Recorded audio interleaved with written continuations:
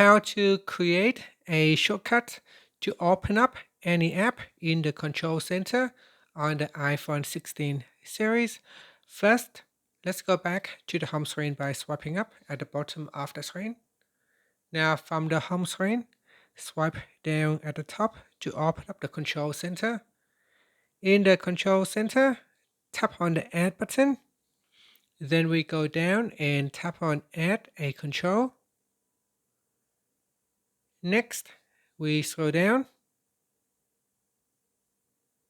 And in here, tap on Open App. So go to the Shortcuts section and tap on Open App.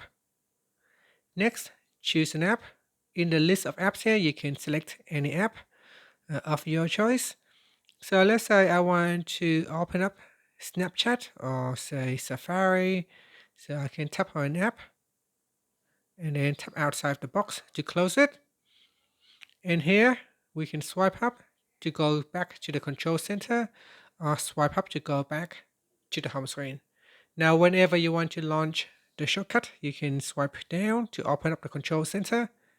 Then you can tap on the shortcut to open up the app. And that's it. Thank you for watching this video. Please like and subscribe to my channel for more videos.